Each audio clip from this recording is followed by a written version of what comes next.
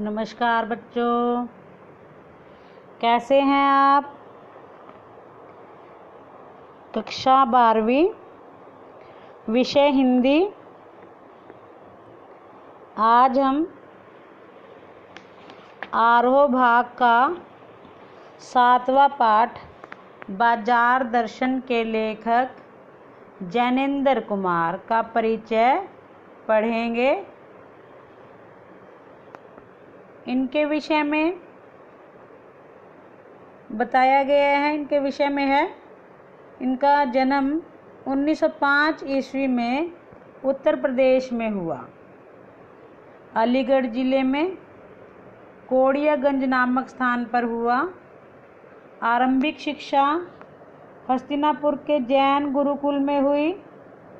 वहीं पढ़ते हुए 10वीं की परीक्षा भी इन्होंने पास की।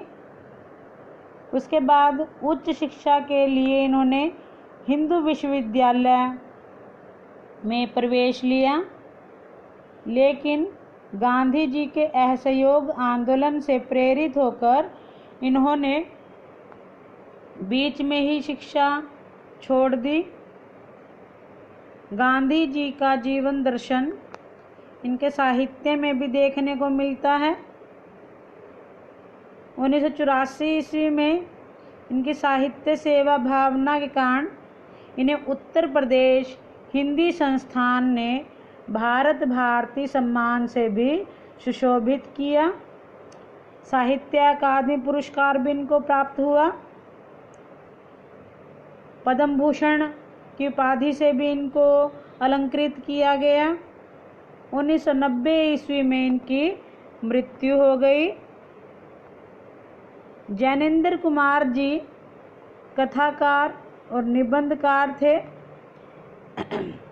इनकी रचनाएं, उपन्यास लिखे हैं इन्होंने।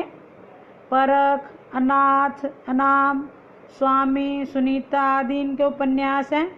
कहानियाँ भी इन्होंने लिखी हैं। वातायन, एक रात, दो चिड़िया आदि निबंध संग्रह भी हैं। जड़ की बात, पूर्वोदय, साहित्य का श्रेय, इस प्रकार इन्होंने निबंध लिखे हैं। ये साहित्यिक विशेषताएं, इनके साहित्य में जो विशेषताएं देखने को मिलती हैं, उपन्यासों का विषय इन्होंने भारतीय गांवों की अपेक्षा नगरीय वातावरण को बनाया। यानी कि इन्होंने गांवों को लेकर जो है अपने साहित्य की रचना नहीं की, बल्कि नगर के वातावरण को इन्होंने अपने साहित्य को आधार बनाया। जैसा कि हम बाजार दर्शन में भी पढ़ेंगे, बाजार दर्शन में भी नगर के विषय में ही बताया गया है। वहाँ की जो समस्याएं हैं उनका चित्रण किया गया है। गांधीवादी चेतना से भी प्रभावित थे ये। भाषा शैली है इनकी सरल है, सहज है। स्वाभाविक भाषा को इन्होंने अपनाया है। पात्रानुकूल भाषा का प्रयोग किया है। बाजार दर्शन में भी इनकी भाषा सरल है, सहज है, प्रसंगानुकूल है। शब्दों का इन्होंने प्रत्येक भाषा का प्रयोग किया, जैसे तद्भव है, अंग्रेजी है, उर्दू, फारसी। इस प्रकार इन्होंने अनेक प्रकार की भाषाओं के शब्दों का प्रयोग किया है। धन्यवाद बच्चों। आपको ये परिचय अच्छे से याद करना है।